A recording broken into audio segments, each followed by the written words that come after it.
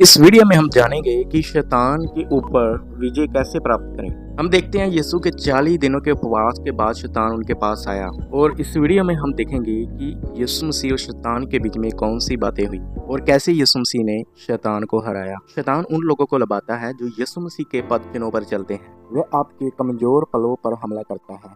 जब आप डिप्रेशन में हो, किसी मुश्किल में हो, तब शैतान आपके पास आएगा और आपको प्रलोभन देगा, आपको फंसाने की कोशिश करेगा। तो तब हमने क्या करना है? हमें बाइबल में से उसको जवाब देना है। अपने मन के विचारों का इस्तेमाल नहीं करना, क्योंकि शैतान जानता है कि वचन में क्या लिखा हुआ है। जब शैतान ने यीशु को लबाया तो उन्होंने उसे परमेश्वर के वचन में लिखी बातों से जवाब दिया। तो हमें भी क्या करना है कि जो कुछ वचन में लिखा हुआ है उसी से जवाब देना है। अगर आप शैतान और उसके धोखेबाज और उसके चालाकी भरे तरीकों पर विजय पाना चाहते हैं तो आपको पवित्र बाइबल को अपनाना होगा और वचन से फैमिलियर होना पड़ेगा और आपको एक एक वचन का पता होना जरूरी है। बाइबल को टेबल पर ना छोड़ो और बाइबल को ऐसे बंद करके ना रख छोड़ो। आपको पवित्र बाइबल पढ़ना शुरू करना होगा, भले ही आपको वह समझ ना आए।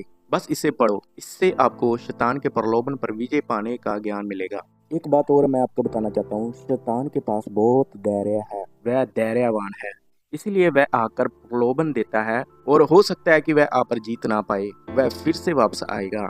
वह ढीठ, चालाक और झूठा, वो कभी नहीं हार मानने वाला है। वह हार नहीं मानता, वह बहुत धैर्यवान है।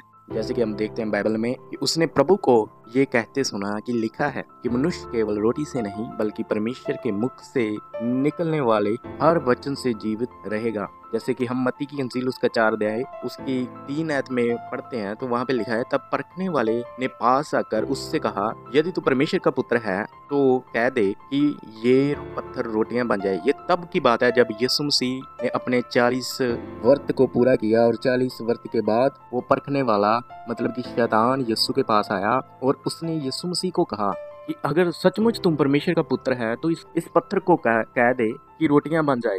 तब क्या हुआ कि यीशु मसीह ने बाइबल में से उसको वचन में से जवाब दिया और कहा कि वचन में लिखा हुआ है कि मनुष्य केवल रोटी से ही नहीं परंतु हर एक वचन से जो परमेश्वर के मुख से निकलता है जीवित रहेगा। जब ये बात शैतान ने सुनी कि यीशु मसीह तो पवित्र शास्त्र में से मुझे जवाब दे रहा है, तो उसने भी क्या किया? उसने भी पवित्र शास्त्र की कुछ आयतों को कोट किया। जैसे कि आगे हम पढ़ते हैं कि उसने क्या किया, फिर दोबारा क्या है, वो यीशु मसीह को कहाँ पे ले गया? एक मंदिर के कंगूरे पर खड़ा किया। जो पवित्र हैकल है, पवित्र मंदिर है यहूदियों का, सुलेमान टेम्पल है, उसके टॉप पर ले जाकर उसको कंगूरे पर खड़ा कर दिया और उससे कहा, यदि तू परमेश्वर का पुत्र है तो अपने आप को नीचे गिरा दे, क्योंकि लिखा है। हम देख रहे हैं कि वो भी पवित्र शास्त्र में से ही यीशु मसीह को क्या है, सवाल पूछ रहा है, परीक्षा में डाल रहा है। वह कह रहा है वह तेरे विषय में अपने स्वर्गदूतों को आज्ञा देगा और वह तुझे हाथों हाथ उठा लेंगे, कहीं ऐसा ना हो कि तेरे पाँव में पत्थर से ठेस लगे। देखो, उसने भी पवित्र शास्त्र में से ही प्रभु यीशु मसीह को क्या है, प्रलोभन देना शुरू कर दिया कि पवित्र शास्त्र में भी लिखा है। क्योंकि पहले ही उसने जब यीशु मसीह ने जवाब दिया था तो शैतान ने भी किया है, पवित्र शास्त्र में से ही कुछ आयतों को कोट करना शुरू कर दिया। जो शैतान प्रभु यीशु मसीह को परीक्षा में डाल रहा है जिन वचनों से, ये वचन 91 साम में लिखे हुए हैं। तो हमें लगता है कि शैतान भी वचन को जानता है, पर मैं आपको ये बात बताना चाहता हूँ कि शैतान धोखा देने वाला है। उसने ये वचनों को कोट तो किया लेकिन पूरा कोट नहीं किया, पूरा उसको प्रभु यीशु मसीह के आगे नहीं रखा।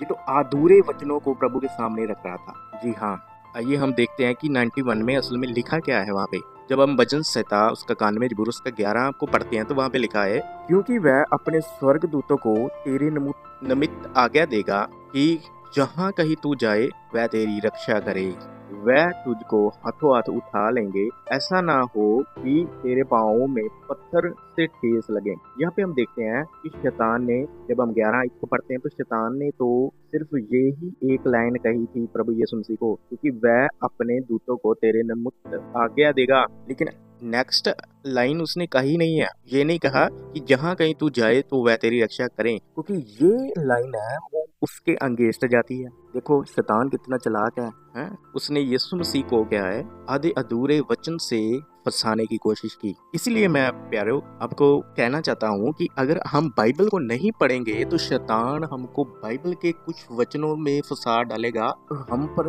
विजय प्राप्त कर लेगा। बहुत से ऐसे लोग हैं, बहुत से ऐसे हमारे क्रिश्चियन भाई बहन हैं जो अधूरा ज्ञान रखते हैं वचन का, और कईयों ने कहा वचन को क्या तोड़ मरोड़ के रखा हुआ है और वो अपनी डॉक्ट्रिन बना के बैठे हैं, जिसको हम कल्ट कह देते हैं। वो ऐसी शिक्षाओं में फंसे हुए हैं जिससे क्या है हमारा उद्धार नहीं हो सकता। और कहीं तो ऐसे भी प्रचारक हैं आजकल जो वचन को अधूरे ढंग से जोड़ के रखते हैं, जैसे वो प्रोस्पेरिटी गॉस्पेल को प्रीच करते हैं और अधूरे वचनों को हम रखेंगे, जानेंगे, बाइबल नहीं पढ़ेंगे तो शैतान हमको क्या है फंसा लेगा, अपनी चालों में फंसा लेगा। तो यहाँ पे हम देख रहे हैं कि यीशु मसीह के सामने वो अधूरे वचन लेकर आए, परंतु फिर दोबारा क्या है प्रभु यीशु मसीह ने शैतान को वचन में से ही जवाब दिया। आगे हम जाके पढ़ते हैं तो वहाँ पे लिखा हुआ है, यीशु ने उससे कहा, ये भी लिखा है तू प्रभु अपने परमेश्वर की परीक्षा ना कर। अभी जब ये बात सुनी शैतान ने तो शैतान फिर तीसरी बात को प्रभु यीशु मसीह के सामने रखता है और कहता है कि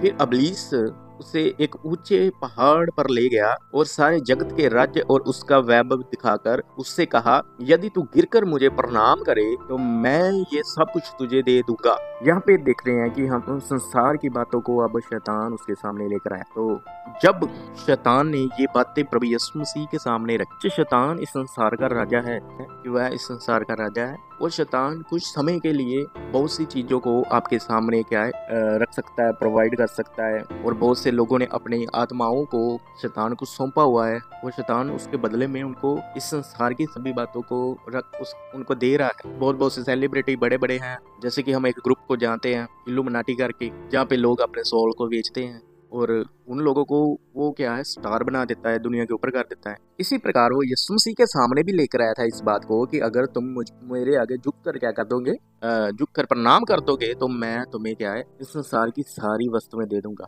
और इस संसार का राजा बना दूंगा। तब यीशु ने उससे कहा, हे शैतान दूर हो जा, क्योंकि लिखा है तू प्रभु अपने परमेश्वर को प्रणाम कर और केवल उसी की उपासना कर। पहले यहाँ पे हम देखते हैं प्रभु यीशु मसीह ने जो बाइबल में से लिखा, बाइबल से कोट किया कि लिखा है कि तू प्रभु अपने परमेश्वर पर प्रणाम कर और केवल उसी की उपासना कर। देखो, इससे पहले प्रभु यीशु मसीह ने ये वचन कहने से पहले शैतान को डांटा, कहा कि शैतान दूर हो जा।